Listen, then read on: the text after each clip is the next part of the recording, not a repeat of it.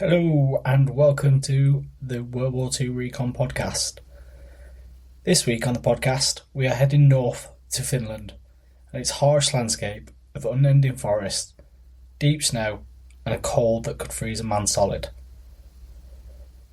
This is the story of a war that began in the winter of 1939, a war where a nation of just 4 million stood against a behemoth of 175 million. This is the story of courage, cunning, and the will to fight the Winter War.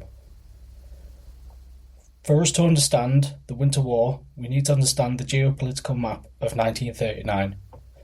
Europe was obviously a powder keg, and in Moscow, Joseph Stalin watched the rise of the Nazi Germany with somewhat of a deep suspicion.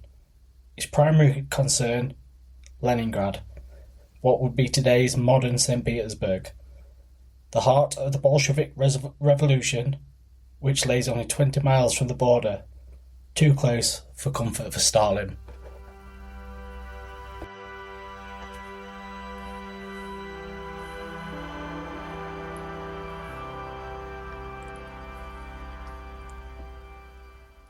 So, following the cynical Molotov-Ribbentrop Pact, which secretly carved up Europe between Hitler and Stalin, the Soviets moved fast, swallowing the Baltic states.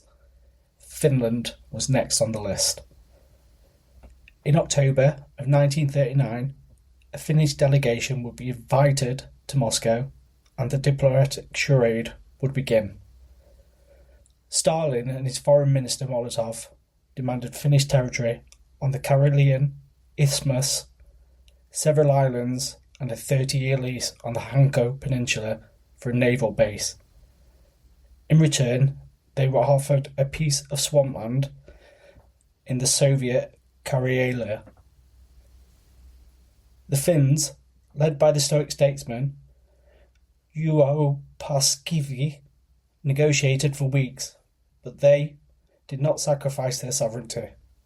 Their national hero and commander-in-chief, Marshal Mannerheim, knew that they were desperately unprepared for war. But he also knew that to yield was to invite total domination, and the delegation returned home with nothing.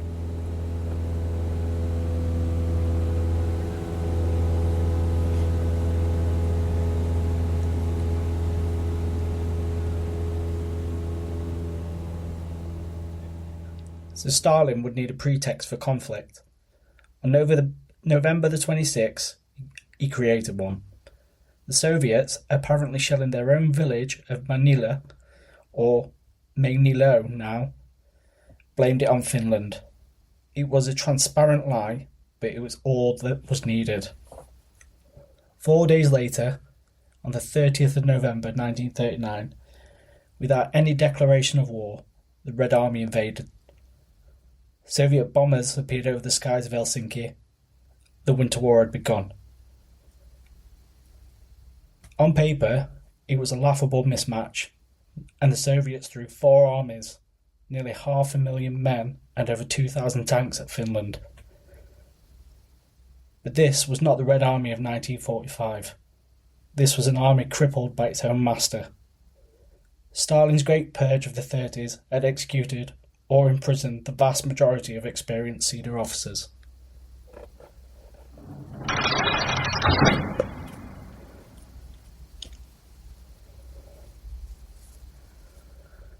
They had been replaced by politically reliable but very incompetent officers.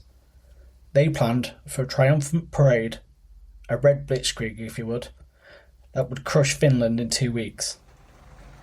Composer Shostakovich would be made to compose a victory march for their arrival in Helsinki. Against this juggernaut stood the Finnish army. It was a civilian army, a nation of farmers and lumberjacks. Their equipment was a joke. They had so few anti-tank guns that they were told only to fire when 100% certain of a kill. The lack of gear led to the army nickname Modal Kajanda, a sarcastic reference to a politician's speech about how well equipped they were.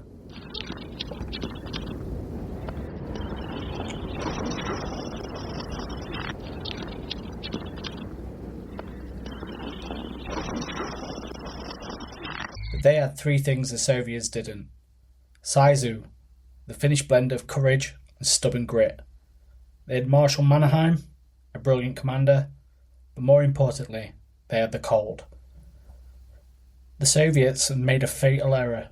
Their commanders, ignorant of the conditions, sent their men into a frozen hell of their own making. They were road-bound, their heavy tanks and trucks useless in the 3 feet of snow. Temperatures dropped to minus 40 degrees Celsius. Soviet tank lubricants froze solid, weapons seized up, and soldiers ill-equipped and wearing inadequate uniforms suffered horrifically from the frostbite.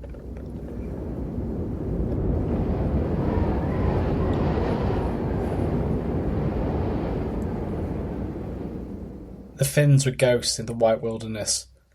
On skis and in white camouflage, they moved silently through the forests. They developed a terrifyingly effective tactic that they called motti. The word means a pile of logs stacked to be chopped, and this is how the Finns saw the Red Army. They would let a long Soviet column stretch out along a narrow forest road, and ski troops would appear from the trees, severing the column's head, tail, and middle. They chopped the long column into pockets.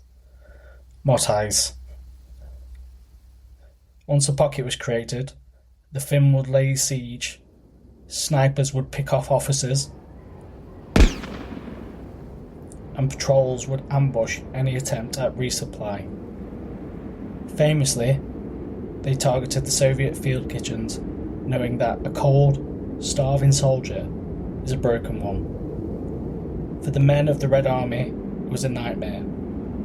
Surrounded, freezing, and hunted by silent phantoms.